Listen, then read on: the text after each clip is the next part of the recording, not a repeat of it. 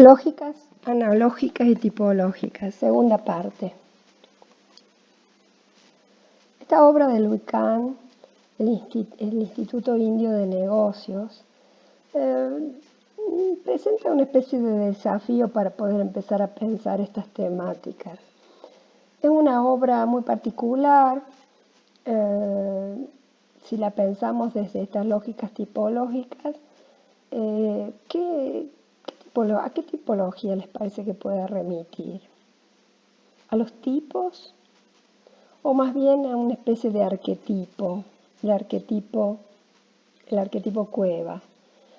A mí me da la sensación que remite a ese arquetipo cueva, en el sentido de que hay una maestría en la manera en que se regula la luz, en que la luz penetra en el interior, la sensación de un interior más bien umbrío, con destellos de luz proyectada a modo de figuras que impactan en la oscuridad del interior, o luces que se atrapan aún en el exterior como si fuera un interior, en este patio interior que aparece como de una interioridad fuerte, en el que se dibuja la luz se dibuja, la luz se proyecta, genera otras formas. Los óculos estos, fíjense, este óculo aparece en el interior, proyectando luz hacia el interior. Una obra muy particular. Nos dice Louis Kahn, la forma es el qué y el diseño es el cómo. Tiene un trabajo que se llama La forma y diseño. ¿Qué significa esto de que la forma es el qué? Y acá lo podríamos vincular con la filosofía, con la pregunta por el qué, que es una pregunta abierta.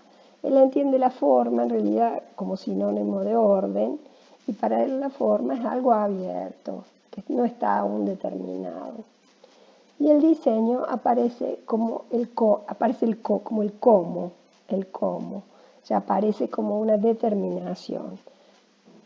Casa es algo abierto para él, es forma. Y esta casa, tal casa, ya es el diseño, está precisando un modo de ser de la casa particular. Otro concepto de Kahn. Un edificio debe comenzar con lo inconmensurable, luego someterse a medios mensurables cuando se halla en la etapa de diseño, y al final debe ser nuevamente inconmensurable.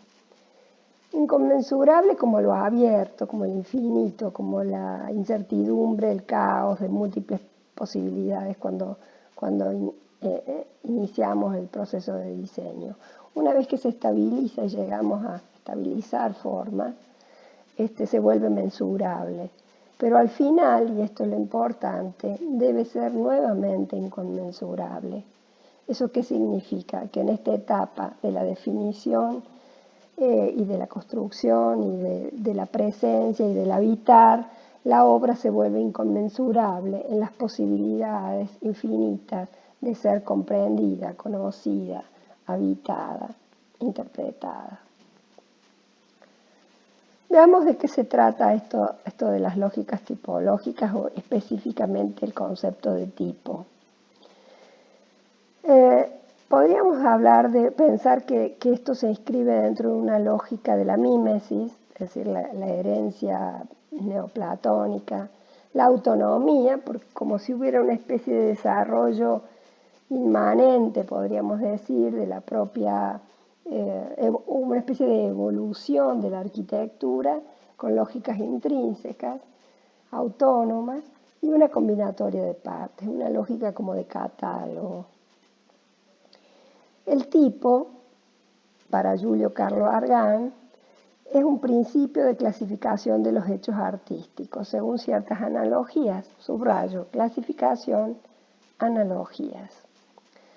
Concepto para Rafael Moneo que describe un grupo de objetos caracterizados por tener la misma estructura formal, similitudes estructurales. El tipo arquitectónico como la estructura formal cargada de valores sígnicos. Habría que hacer la distinción entre tipo y modelo, ¿no? el modelo como una imagen a imitar. De hecho, vean todo el peso, la influencia platónica de la noción de modelo próximo a un ideal verdadero, ¿no? Que amerita ser imitado. Por eso hay singularidad y ejemplaridad en el modelo. En cambio, el tipo podría ser una especie de regla ideal, un instrumento abstracto y clasificatorio, posible de traducirse en un esquema, en un diagrama. El tipo es un objeto según el cual se pueden concebir obras diferenciadas entre sí. Todo es preciso y está dado en el modelo, todo es más o menos vago en el tipo, nos dice Quatrimer de Quincy. La lógica tipologista está basada en la clasificación, en las taxonomías para Roberto Fernández. Nos está hablando de la utilidad del tipo, conocer ordenadamente el mundo para poder reproducirlo. Podríamos decir una mirada analítica, nos permite analizar obras de arquitectura y agruparlas con algún criterio clasificatorio. El tipo como una lógica de proyecto que nos permite un basamento conceptual común, un acto proyectual basado en una renuncia o en una autolimitación referencial, por Solá Morales, pensar lo preexistente como núcleo proyectual de lo nuevo, práctica analógica, es decir, de semejanzas, de similitudes. En algunos casos la noción es más bien peyorativa, negativa, como esto de una autolimitación, una práctica de renuncia, y en otros casos se piensa el tipo como un germen, un núcleo que puede admitir la emergencia de lo nuevo. Configuraciones variadas nos permiten también establecer una clasificación por estructuras formales, compositivas, ¿no? La composición de la que hablamos en la primera parte de la clase, como estos tipos que están en la guía de trabajos prácticos, o este ejemplo de esta obra de Giorgio Grassi, que puede inscribirse dentro de una organización de peines semiabierto de patios. Ahora, la obra no se puede reducir al tipo, digamos, tiene que tener otras cualidades y otras características que ameriten su valor. Por ejemplo, la definición del límite urbano, la densidad de población que posibilita. El proyecto, para Roberto Fernández, desde esta mirada, es la consecuencia de un riguroso protocolo de combinación de elementos emergentes de un trabajo analítico mimético, análisis, mímesis, de la materialidad urbana preexistente. Es decir, que Giorgio Grassi, para generar este proyecto, seguramente ha hecho todo un análisis del entorno, del alrededor, de tipos que se van reiterando en ese contexto, en ese entorno, para poder dar una respuesta adecuada a este proyecto. Hay algunas exacerbaciones casi caricaturescas como que se dieron en el marco de esto que se llamó arquitectura posmodernista. Yo tengo un texto en uno de los libros de la cátedra referidos al lenguaje, a la forma y al lenguaje. Fíjense, acá pareciera ser que tipos históricos no solamente se extraen de Italia, sino que se llevan a Estados Unidos, en Nueva Orleans, o Nueva York, clonada en Las Vegas, clonada y miniaturizada.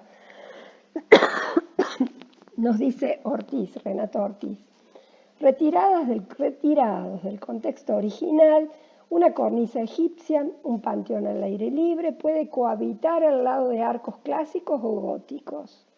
Pirámides, catedrales góticas, chozas, columnas helénicas o jónicas, formas abovedadas, techos japoneses, etc., son elementos de un conjunto lógico atemporal. Como catálogos se vuelven atemporales, si se pueden usar en todo tiempo y lugar. Por eso sería ese catálogo atemporal y metafísico una disponibilidad estética casi infinita, un eclecticismo de repertorios disponibles, de invariantes proyectuales. Vamos a, bueno, perdón. Transhistóricas, paradójicamente deshistorizadas. El lenguaje, este tipo de lenguaje como catálogo, como repertorio y como taxonomías, clasificaciones. Posibles de ser en esta obra, vemos de Ricardo Bofill, de lo que fue esa etapa posmodernista. La paradoja, o pensar en términos paradójicos la relación tipo-historia, nos permite plantear esto que el tipo introduce la historia, introduce elementos de la historia, las trae de otros tiempos, la trae a nuestra contemporaneidad y al mismo tiempo la niega. ¿Por qué niega la historia? La niega porque al hacer viajar algo que proviene de otro tiempo y traerlo al nuestro, estamos negando el espesor histórico y el sentido que esa obra y que ese elemento tuvo en su contexto particular. Y al trasladarla a otro contexto, a otro lugar, la estamos deshistorizando, porque le estamos quitando el espesor, el valor, el sentido que le dio origen. En ese sentido se convierten en un repertorio de invariantes, es decir, de constantes posibles de ser reiteradas.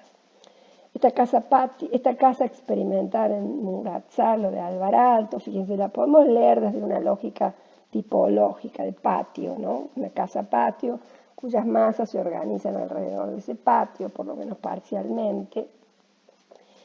Pero vista desde la analogía, a lo mejor aparece esta forma de cometa, barrilete, lo que fuera, ¿no? Pero básicamente, inclusive semipatios, armando semipatios en cada una de sus porciones menores. El patio como tal es una tipología o es un tipo que viaja a través de la historia y puede ser recreado y reconsiderado en cada nuevo proyecto.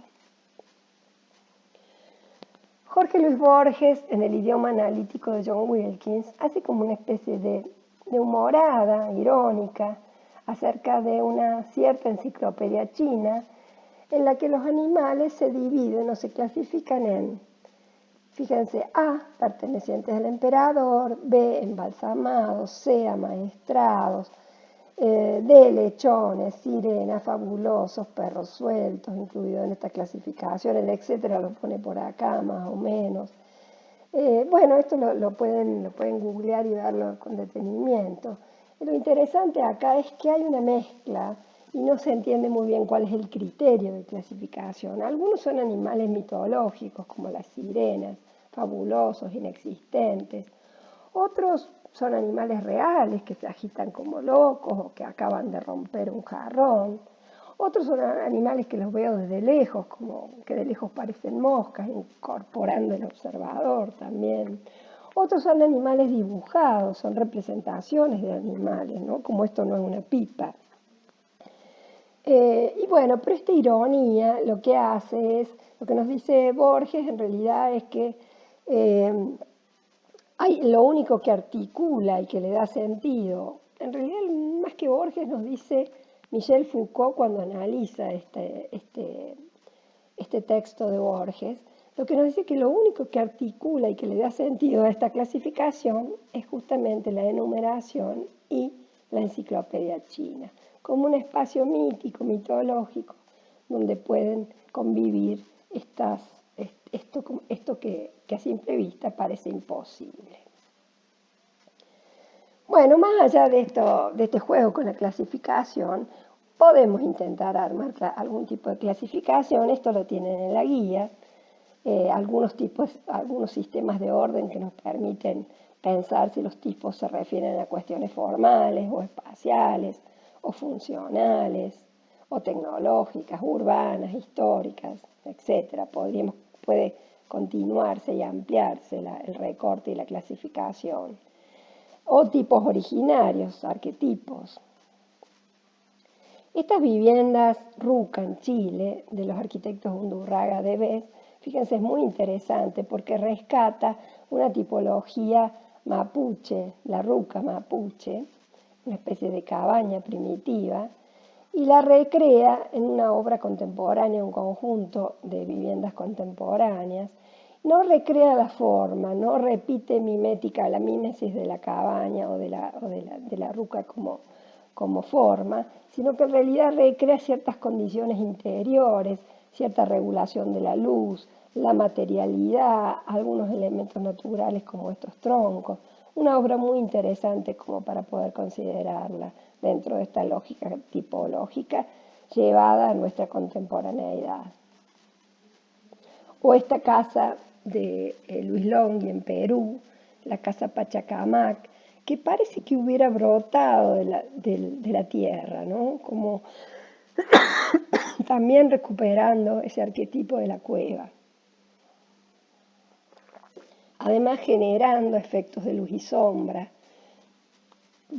descripta de esta manera, múltiples pasadizos que rasgan el cerro y permiten la iluminación de toda la casa, caídas de agua, hornacinas, muros de piedra.